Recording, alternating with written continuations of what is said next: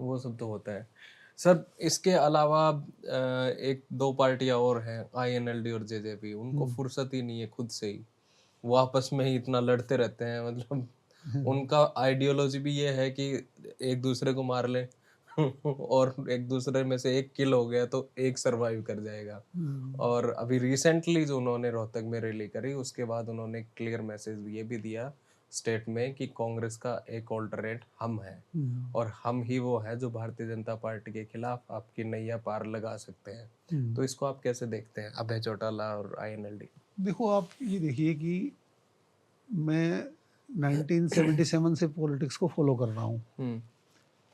तब से चौधरी देवीलाल पहली बार 1977 में चीफ मिनिस्टर बने, तब से लेके 2005 तक ये पूरी तरह से रेलेवेंट रहे। ये फैमिली पूरी तरह से रेलेवेंट रही, मतलब लास्ट 2005 तक तो पावर में रहे। 5 से लेके 9 तक भी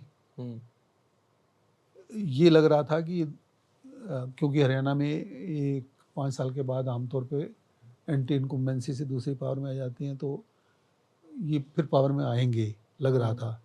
बट जब 2009 के लोकसभा इलेक्शन हुए, हर कोई सोच रहा था कि अडवाणी जी पावर में आएंगे अगर वो कांग्रेस दोबारा से, मनमोहन सिंह दोबारा से पावर में आए। और हरियाणा में भी ये एक भी सीट नहीं जीत पाए लोकदल उस वक्त पे ना 2009 में। 10 में से शायद एक तो भजनलाल जी की पार्टी को गई थी और बाकी कांग्रेस को गई थी। तो तब एक बार इनको, मतलब इनका हौसले गिरे। बट असेंबली इलेक्शन में फिर जाके, मतलब अच्छा this party was resurgent in that election, 31 seat से ले गए थे। उसके बाद से इनका डाउनफॉल शुरू हुआ।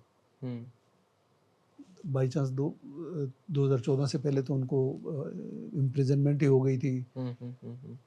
फिर आपके 2018 में ये दोनों पार्टियों में टूट गई। तो अब तो मतलब हालत ये है कि पिछले चुनाव में कुल 1 सीट थी उनकी, लोकदल की, इनकी 10 आ गई थी। बट इस बार तो JJP का एक भी नहीं है और इनकी 2 सीट आई है। उनका बेटा बना है और एक वो कज़न बना है। तो अब मैं ये कहना चाह रहा हूँ कि जैसे हरियाणा के अंदर ये भी जाट लीडरशिप की पार्टी है, कांग्रेस भी आज की डेट में जाट लीडरशिप की पार्टी। तो 3 डिस्टिंक्ट कल्चरल बेल्ट्स हैं जाटों की, बागड़ी, बांगड़ और देशवाली।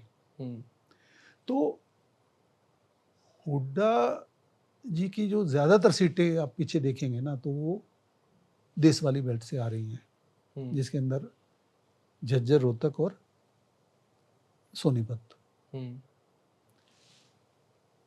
जबकि बांगड़ और बागड़ी, बागड़ी के अंदर आपका सिरसा,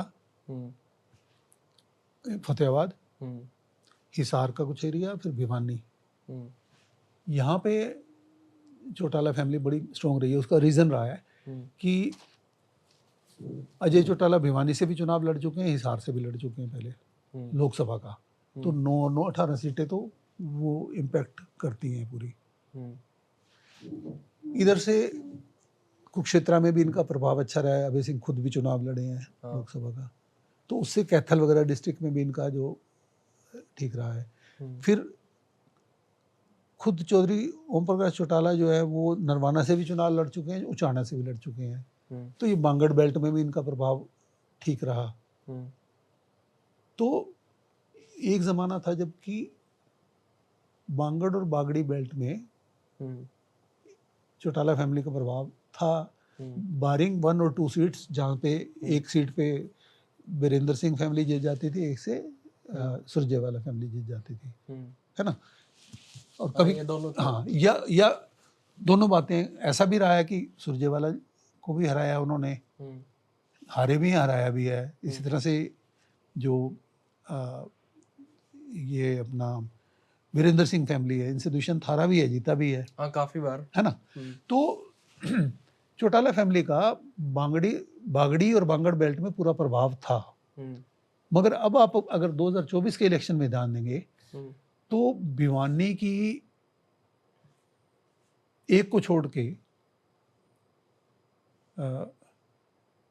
और इवन चरखी दादरी की बीजेपी जीती है इस बार, नहीं नहीं लोहारू को छोड़ के। लोहारू को छोड़ के बाकी सीटें बीजेपी जीती, चरखी दादरी की सीटें बीजेपी जीती। आपकी जींद डिस्ट्रिक्ट के अंदर आप लगाएं एक, उसकी छोड़ दें अगर आप विनेश फोगाट की, जुलाना, तो बाकी बीजेपी जीती। इवन बांगड़ के अंदर देखें आप, बांगड़ के अंदर ये उचाना की सीट बीजेपी जीत गई, नरवाना की सीट बीजेपी जीत गई।